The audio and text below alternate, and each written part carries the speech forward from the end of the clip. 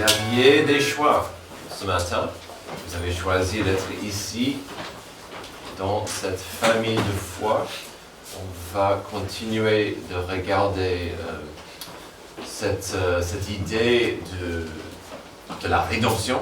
C'est un grand sujet que nous voyons depuis quelques semaines maintenant, un sujet absolument capital. Il ne faut pas rater l'importance, car nous vivons dans un monde perdu, dans un monde vraiment brisé. Et sans la rédemption, on est vraiment maudit. Et donc, on va aujourd'hui terminer le psaume 51. On a commencé il y a 3 semaines. On va terminer ce regard sur la rédemption, ainsi que notre raison d'être, car on verra un pivot important dans les propos de notre psalmiste David. Alors, le saviez-vous? Il est normal de poser des questions dans la vie. Cela commence assez tôt dans la vie, car même des tout petits diront assez souvent les mots suivants. Pourquoi? Quand? Pourquoi? Et puis la question souvent posée par un enfant, pourquoi? C'est sans cesse pourquoi? Voilà. Il est dans notre nature de poser quelques questions importantes dans la vie, nous, de tout âge, des questions importantes, même pesantes, comme quand est-ce qu'on va manger? Quand va le pasteur arrêter de parler pour que je puisse manger? Oui, je comprends. Il y a aussi une question profonde et pesante. Pourquoi sommes-nous là? Quel est le sens de la vie? Pourquoi j'existe? Alors, cette question est importante. Il faut connaître des réponses à cette question, pourquoi j'existe.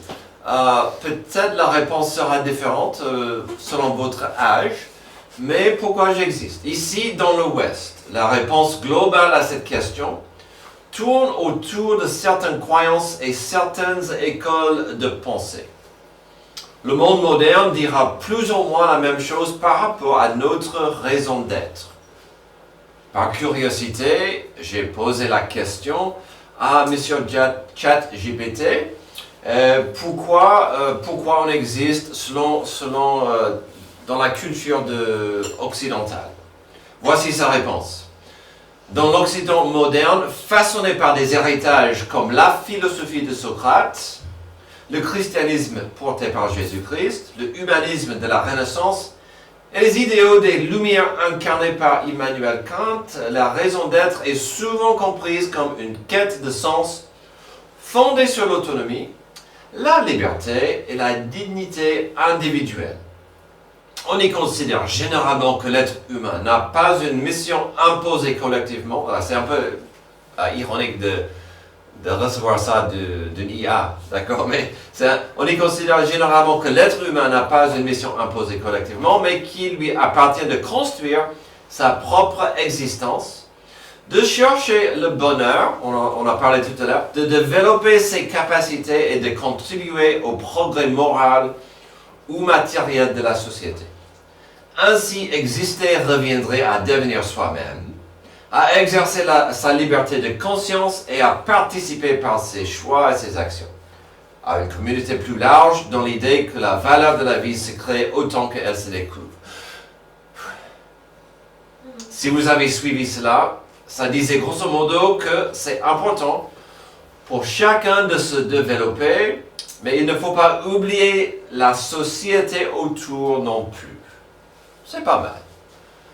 J'ai apprécié que certaines de ces idées, ces valeurs, viennent quand même de la foi chrétienne et les enseignements de Jésus, même s'il y avait plein d'autres. Vous savez aussi bien que moi que la culture moderne va exiger certaines choses de nous. Par exemple, après quelques minutes et très peu de temps en regardant la télé avec des publicités, après quelques minutes de publicité, je suis vite inondé, moi, avec la compréhension suivante. Ma vie est déjà incomplète. Et ceci est inacceptable, mais réglable. Oui, donc selon les pubs, ma vie est incomplète, mais ça peut se régler. Je peux améliorer ça si j'achète produit X. Amen. Le problème, c'est qu'il y a tellement de produits X qui vont combler ma vie qu'il me faut une voiture qui est élégante, mais aussi qui ne fait pas de mal à la planète. Il faut certains habits de certaines marques, sinon je suis incomplète. Et il faut que j'ai une certaine odeur plaisante pour je ne sais qui, les femmes ou les hommes. C'est facile de dire, oh là, je suis loin, sans...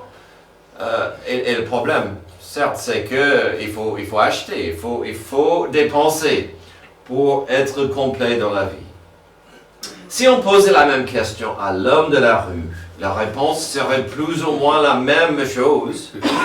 Il dirait, trouve une carrière qui te plaît. Trouve une personne qui te plaît. Trouve une activité, un loisir qui te plaît.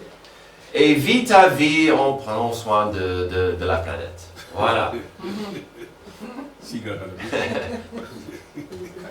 Si vous posez cette question aux certains, ils iront droit au but pour dire que la raison d'être de la vie, c'est clair, c'est les 3 P.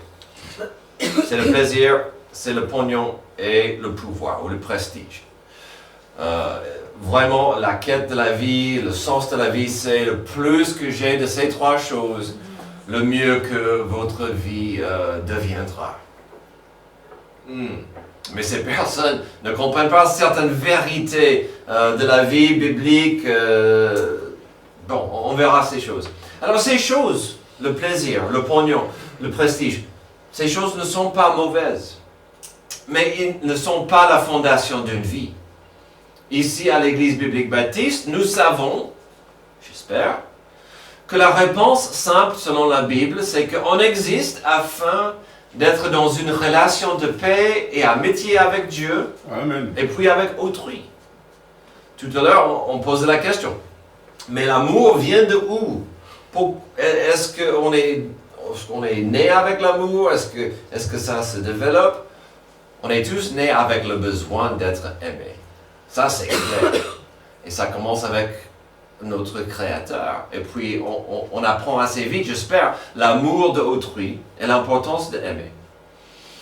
Mais une relation de paix et amitié avec Dieu n'est pas automatique ni donnée. En fait, si vous étiez là il y a quelques semaines, nous avons vu à quel point le cœur de l'homme est méchant, tortueux, et cela nous sépare de Dieu et sa sainteté. Donc déjà, on commence la vie dans une mauvaise position parce qu'on est déjà séparé de Dieu, de la paix avec Dieu. Nous avons vu la même chose dans les 2 premiers messages de ce chapitre en Psaume 51. Qu'est-ce qu'on a déjà vu en Psaume 51?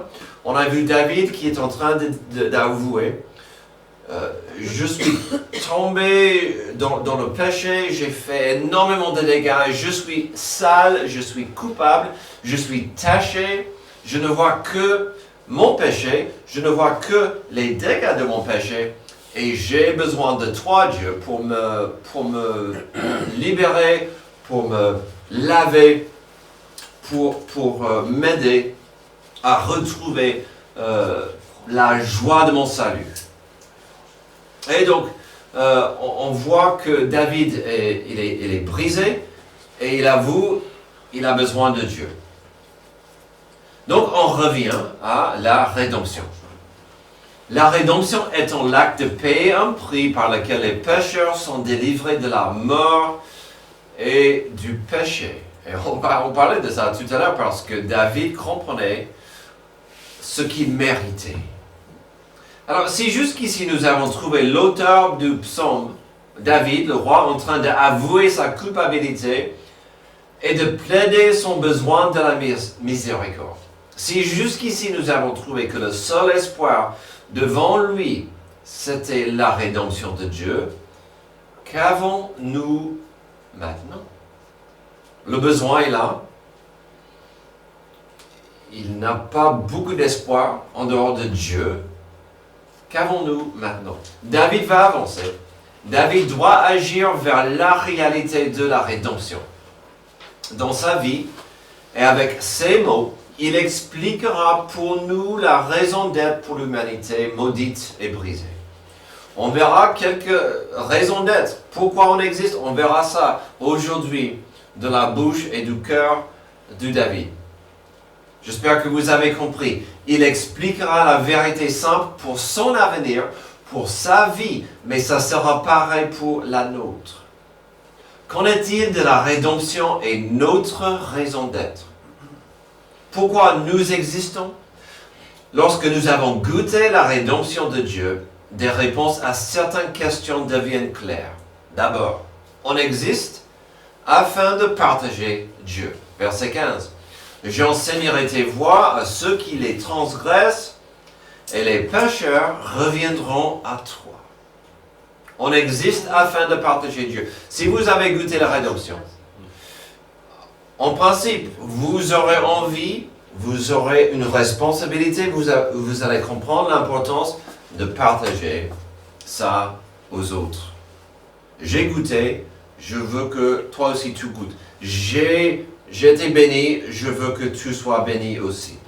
Alors si pendant plusieurs versets nous avons entendu ou constaté combien David était coupable, sale, taché et ruiné, si pendant plusieurs versets nous avons entendu ou constaté combien David avait besoin du pardon de Dieu, maintenant il lui reste quelques actions à avancer, quelques pistes à prendre, quelques responsabilités à assumer.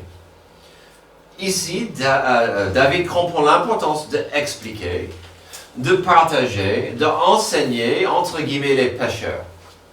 Je trouve ça intéressant qu'il va parler des pécheurs, parce que voilà, il connaît bien ce mot. Alors, David veut enseigner, expliquer, partager aux pécheurs, pas pour se montrer supérieur, pas pour dire « je suis mieux que vous », pas pour critiquer ni juger. Non, il veut qu'ils aient la rédemption aussi. Il était brisé, il était sale, il était coupable, et il veut que les gens goûtent la rédemption comme lui aussi. David veut enseigner la volonté de Dieu à ceux qui sont éloignés de Dieu afin qu'ils aient la paix. Et voici cette première raison d'être dont on a parlé tout à l'heure, une relation de paix avec Dieu. Ça, c'est notre plus grande raison d'être, c'est d'avoir cette relation de paix avec Dieu. Et David comprend. Je peux aider les pécheurs, je peux aider les gens qui sont éloignés de Dieu à goûter la rédemption afin qu'ils aient aussi cette rédemption. Elle est magnifique, elle est douce, elle est bonne pour la santé. Imaginez avec moi le professeur David devant sa classe de pécheurs. Oh, quelle classe! On est tous pécheurs, voilà, je vais vous enseigner, vous les pécheurs. Alors, je ne parle pas de vous, hein. Je sais que vous êtes merveilleux, ok? Mais imaginez, David, le professeur, devant sa classe de pécheurs. Il serait facile d'envisager des listes, des lois. David mettrait plusieurs commandements sur le tableau. Et pourquoi pas? Car dans ses actions, nous savons que David a brisé pas mal des 10 commandements. Nous savons dans cette histoire sordide qu'il a au moins, il a convoité la femme d'un autre. C'est dans les 10 commandements, il ne faut pas convoiter. Et nous savons que il a commis l'adultère avec cette femme. Aussi, dans les commandements. Quand ça a avancé, il a menti, il a organisé, il a assassiné quelqu'un afin d'avoir cette femme et couvrir ses péchés. Il a fait tellement de...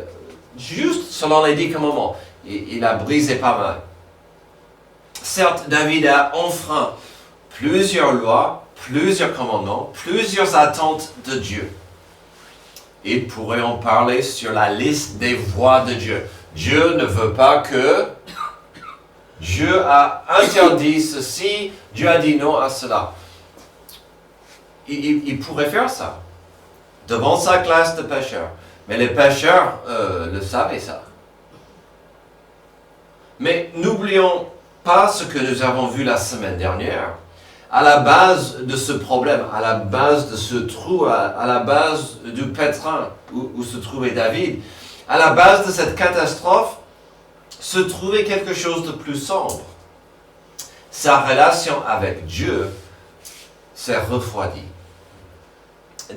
David ne s'est pas trouvé dans cette situation de commettre l'adultère et de tuer le mari en question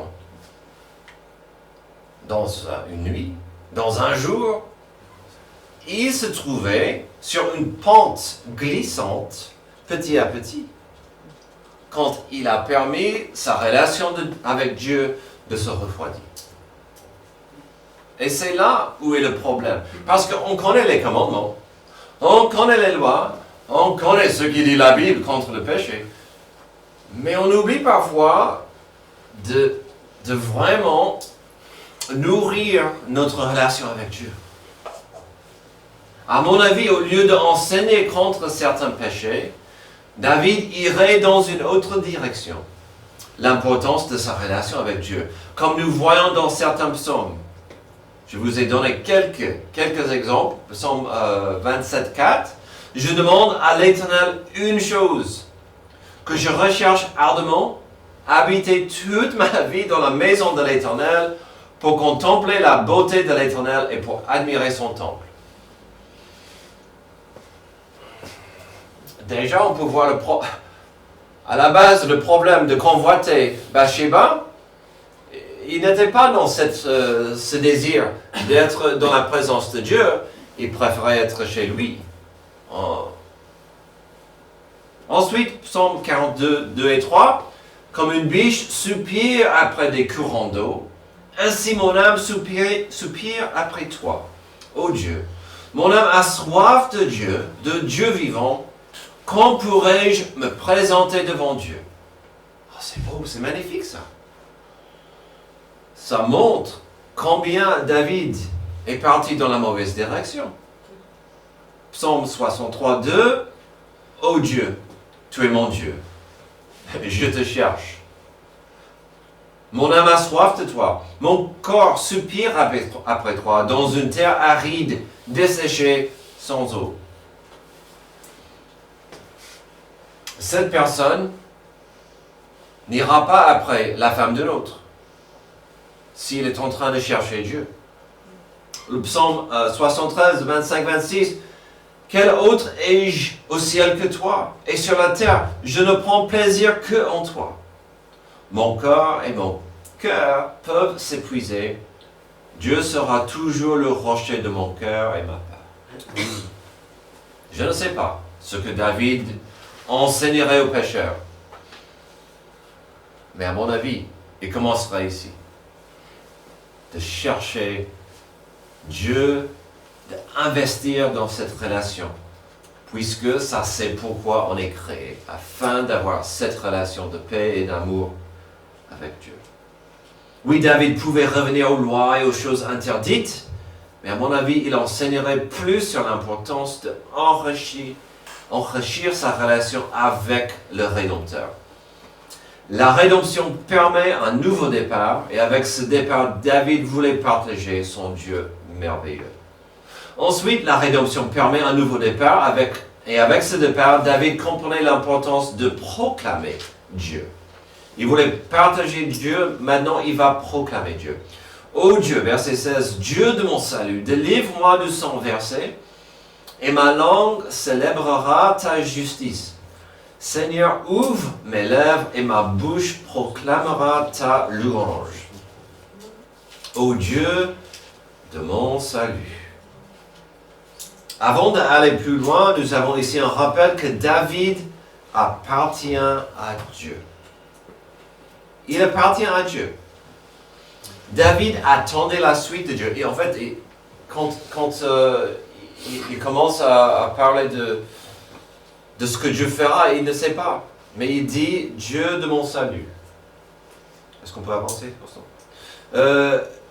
Il sait, j'appartiens à Dieu. que Dieu lui juge, que Dieu le pardonne, que Dieu le punit, peu importe la suite. David a goûté l'amour de Dieu toute sa vie et il savait que sa vie était dans les mains de Dieu. Ô Dieu de mon salut. Combien de fois, Dieu, est-ce que je t'ai prié, je t'ai appelé? Ensuite, il fait une demande encore osée. Délivre-moi du sang versé. Alors, cette prière est osée. Vous savez pourquoi? Dans l'hébreu, dans le langage originel, dans le texte, ça dit délivre-moi de ma culpabilité meurtrière. Il est en train de dire, je suis coupable jusqu'à la mort de quelqu'un. Délivre-moi de ma culpabilité meurtrière. Il y a une seule et simple façon de comprendre cela. Dans la culture et de l'époque, et dans la loi de Moïse, et selon la loi de Dieu, David méritait une seule chose après ce qu'il a fait. La mort. Vous l'avez dit, vous l'avez deviné. Il méritait la mort, il comprenait qu'il méritait la mort. Et qu'est-ce qu'il dit? Dieu, délivre-moi de ma culpabilité meurtrière. Je sais ce que je mérite. Je sais ce que tu pourrais me faire. Donc ici, il est en train de demander que Dieu lui épargne sa vie. Si Dieu ferait ça, David pouvait ensuite, avec ses poumons fonctionnels, avec sa bouche opérationnelle, David pourrait chanter les louanges de la justice de Dieu. Seigneur, ouvre mes lèvres et ma bouche proclamerait. Je recommence. Verset 16. Dieu de mon salut, délivre-moi du sang versé et ma langue célébrera ta justice. Alors, je comprendrais si quelqu'un disait, mais si Dieu épargne David, ça ne serait pas la justice. Comment il peut dire ça au verset 16? Et c'est là où on doit appuyer sur ce que nous pouvons, même devons constater et apprendre de Dieu à travers sa parole. Dieu est un Dieu de justice, un Dieu d'amour, un Dieu de compassion, de miséricorde, ainsi que plein d'autres choses. Dans la théologie, la miséricorde n'est pas le contraire de la justice, mais l'une de ses expressions.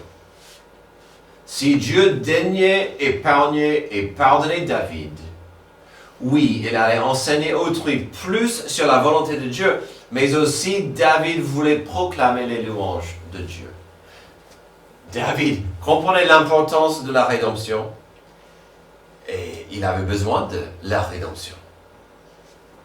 Comme moi, comme vous, comme nous. Si on va concentrer sur la rédemption, mes amis, il faudra être prêt à comprendre ce point, ce passage et cette vérité. Quand Dieu se penche envers nous dans sa compassion, lorsqu'il nous offre sa miséricorde avec les mains ouvertes, quand Dieu ouvre ses mains à nous et dans ses mains se trouve le pardon et un amour immérité, avons-nous le droit de garder la bouche fermée?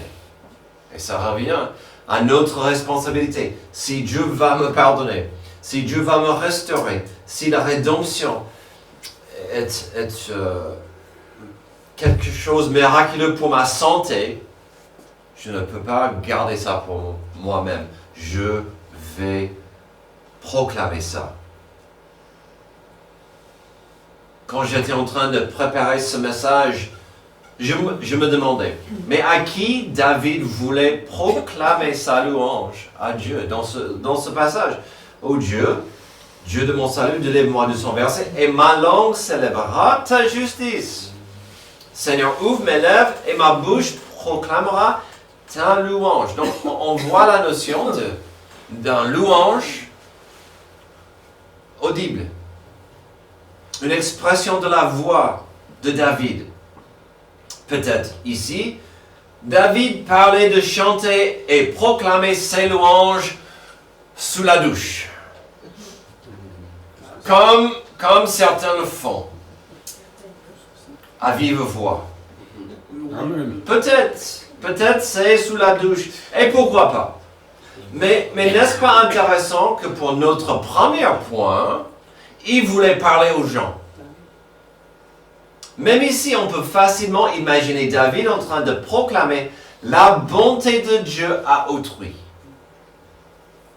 Parce que, oui, il pourrait proclamer à Dieu sa louange, sa reconnaissance. Mais quelle bénédiction de pouvoir le partager aux autres. C'est clair, après son désir d'enseigner les pécheurs, les perdus, il va proclamer la bonté de Dieu à son entourage. Et souvenez-vous de ce qu'on a vu tout à l'heure par rapport au chant. Nous ne chantons pas parce que nous avons besoin de nous échauffer avant la prédication. Nous ne chantons pas parce que les gens aient le temps de s'asseoir. Nous ne chantons pas parce que nous avons besoin d'être divertis. Nous chantons parce que Dieu est bon. Nous chantons parce que Dieu est digne. Nous chantons parce que c'est un acte communautaire d'unité dans lequel nous proclamons la gloire de Dieu, la gravité du péché et la grandeur de la grâce. Je vous suggère que David voulait chanter à tout le monde la bonté de Dieu. Je vous ai dit qu'on allait voir quelques ingrédients, quelques actions qui font partie de notre raison d'être. Nos deux premières sont fortes. Partager Dieu autour de nous et proclamer Dieu autour de nous. Notre dernier point reviendra au cœur de la raison d'être la plus simple et importante qui soit. L'importance de se présenter à Dieu. Alors, on peut se présenter à Dieu dans plusieurs manières. On verra quelques façons correctes de le faire. Mais, lisons verset 18, « Si tu avais voulu des sacrifices, je t'en aurais offert. Mais tu ne prends pas plaisir aux holocaustes. Les sacrifices agréables à Dieu, c'est un esprit brisé. Ô Dieu, tu ne dédaignes pas un cœur brisé et humilié. Dans ta grâce, fais du bien à Sion. Construis les murs de Jérusalem. Alors tu prendras plaisir aux sacrifices de justice, aux holocaustes et aux victimes tout entières. Alors on offrira des taureaux sur ton autel. » Alors, bien sûr, notre thème global du jour et de notre psaume, c'est le besoin de la rédemption. De comprendre que malgré le péché et ses dégâts, la grâce de Dieu pourrait être disponible. Ici, David va faire une observation importante. On verra une réalité capitale. C'est-à-dire, j'espère que vous le voyez, la religion ne contient pas la réponse. La religion n'a pas la réponse et n'est pas la réponse. Ce n'est pas dans la religion, pas dans les gestes, pas dans les rites. Si on veut avoir une paix profonde avec Dieu, ça veut dire que, en principe aussi, le dimanche matin, ça pourrait vous faire du bien, mais juste d'être ici le dimanche matin, ce n'est pas forcément ce qui va vous combler pendant la semaine. La religion.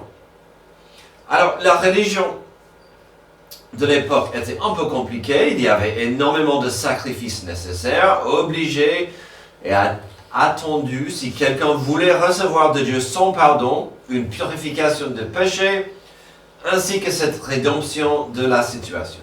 Alors, il ne faut pas rater l'importance des rites, des sacrifices et des actions que l'on pourrait effectuer.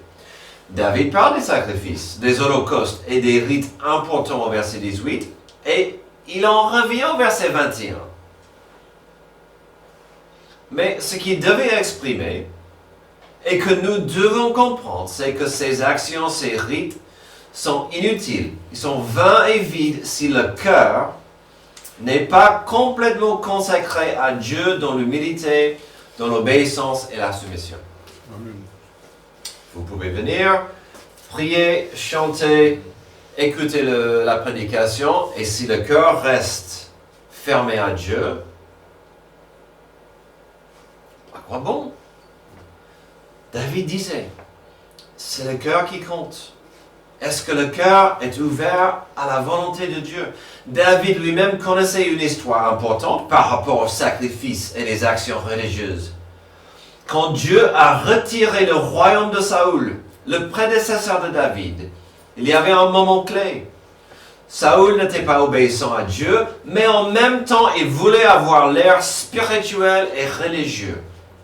Le prophète Samuel avait ceci à dire par rapport à sa religiosité. 1 Samuel 15. Samuel dit, « L'Éternel trouve-t-il autant de plaisir dans les holocaustes et les sacrifices que dans l'obéissance à sa voix? Non. L'obéissance vaut mieux que les sacrifices, et l'écoute attentive vaut mieux que la graisse des béliers. Oui, la révolte est aussi coupable que la divination, et la résistance au Seigneur est aussi fautive que le recours au thérapeume. Puisque tu as rejeté la parole de l'Éternel, il te rejette lui aussi comme roi. » Saül, tu fais des sacrifices, tu fais semblant d'être religieux, tu étais dans la désobéissance. Ça compte pour rien. C'est pourquoi dans notre passage, le verset 19 est si fort, si important. Les sacrifices agréables à Dieu, c'est un esprit brisé. Ô Dieu, tu ne dédaignes pas un cœur brisé et humilié. Mardi soir, la question était posée. Est-ce que Dieu est-ce qu'il préfère qu'on vienne à lui après avoir chuté, après avoir goûté la rédemption, après avoir été restauré? C'est vrai que parfois ça change notre perspective de dire, oh, Dieu est patient, Dieu est miséricordieux, Dieu est bon, il ne m'a pas écrasé tout de suite. Comprenons-nous combien ce verset est profond, surtout vis-à-vis de la religion? N'importe quelle religion ou des bonnes œuvres. Si on avait une carte mondiale, on pourrait trouver des religions. Est-ce que ces gens comprennent l'importance de ce qu'on vient de voir? La religion souvent trompe les gens. Souvent ça aveugle les gens. ou même les bonnes œuvres. Oh, mais quand même, je suis une bonne personne. Je fais des bonnes œuvres et puis je ne suis surtout pas méchant. Alors, Dieu va me laisser entrer au ciel parce que, voilà, je ne suis pas méchant. Ces choses, nos bonnes œuvres, nos efforts religieux, comptent pour rien. Et ça brise le cœur. Pendant certaines périodes de l'année, comme on voit maintenant, où les gens vont se priver de plein de choses afin de se purifier et de plaire à Dieu. Et tu dis non. C'est le cœur. Est-ce que le cœur est brisé, humilié, ouvert à moi? Les sacrifices agréables à Dieu, c'est un esprit brisé. Ô Dieu, tu ne dédaignes pas un cœur brisé et humilié. La question capitale à retenir et à comprendre aujourd'hui se trouve là. Que veut Dieu de toi? Il veut un cœur disponible. Il veut un cœur humble. Et le cœur humble va dire, me voici. Me voici. Que ton règne vienne. Que ta volonté soit faite dans ma vie, dans mon cœur. Encore, nous pouvons entendre des échos de notre passage pour l'année culturelle de 2025-2026. Romains 12, 1 et 2. Je vous exhorte donc, frères, par les compassions de Dieu, à quoi? C'est simple. À offrir vos corps comme un sacrifice vivant, saint, agréable à Dieu, ce qui sera de votre part un culte raisonnable. Ne vous conformez pas au siècle présent, mais soyez transformés par le renouvellement de l'intelligence, afin que vous discerniez quelle est la volonté de Dieu, ce qui est bon, agréable et parfait. De dire, me voici, je cherche ce qui est ta volonté pour moi, ce qui est bon et parfait. Parce que le monde dit ce qui est important, ce que toi, tu dis, Dieu. Finalement, notre passage se termine avec un roi qui veut voir une restauration nationale. Il a envie de trouver son pays, son peuple, unis ensemble dans l'humilité et la joie. Verset 20, « Dans ta grâce, fais du bien, Sion. Construis les murs de Jérusalem. Alors tu prendras plaisir. » Notez la différence.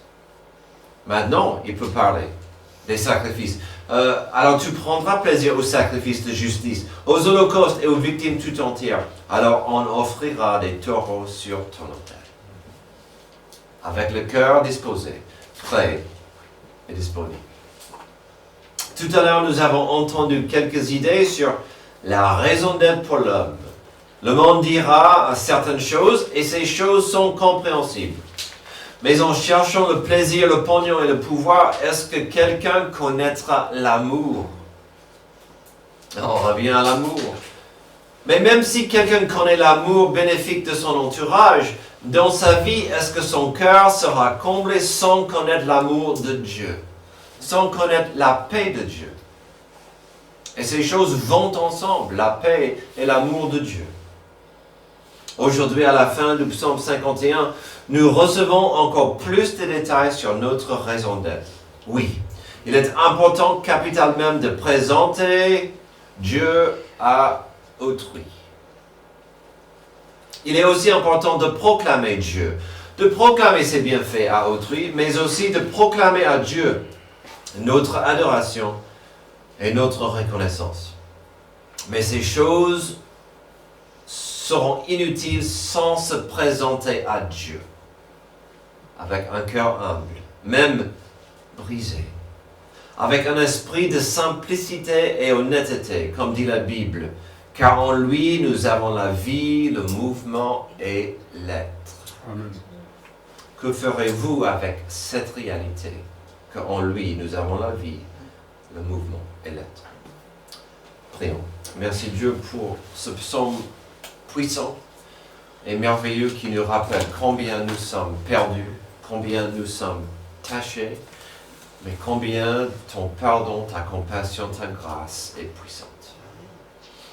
Aide-nous à vivre dans cette vérité de la rédemption. Tu veux que nous marchions avec toi dans ton amour, dans ta paix. C'est dans le nom de Jésus que je prie. Amen. Levez-vous s'il vous plaît.